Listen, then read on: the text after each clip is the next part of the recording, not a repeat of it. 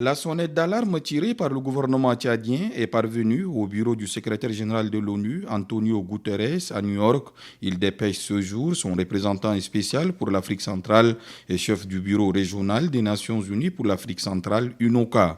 Le diplomate onusien Abdou Abari a été le porte-voix de son patron et de toute l'organisation mondiale auprès du chef de l'État, général Mohamed Idriss Déby Itnou, consciente du fardeau supplémentaire que constitue l'arrivée et l'installation des milliers de nouveaux réfugiés soudanais fuyant les affrontements. L'ONU exprime sa solidarité et son soutien au gouvernement et au peuple tchadien.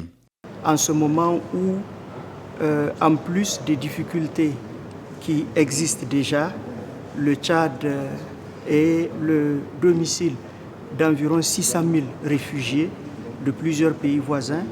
Et avec la crise au Soudan, on a enregistré déjà ces derniers jours environ 20 000 personnes qui ont afflué et qui ont été accueillies par le Tchad. Il fallait venir exprimer cette solidarité au gouvernement et au peuple tchadien au nom des Nations Unies et dire que les Nations Unies sont aux côtés du Tchad pour faire face à cette nouvelle situation qui interpelle l'ensemble de la communauté internationale. Et j'ai indiqué au président de la République que d'ores et déjà, le système des Nations Unies a mis à disposition un premier fonds de 3 millions de dollars pour commencer à agir sur les personnes qui affluent ici. Et j'ai rencontré également les membres de la communauté internationale qui sont ici à N'Djamena et qui sont disposés à appuyer la réponse humanitaire.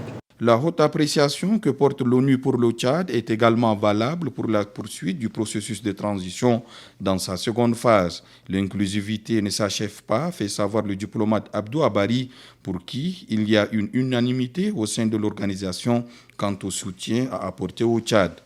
Les indices qui existent, c'est des indices qui sont fort encourageants.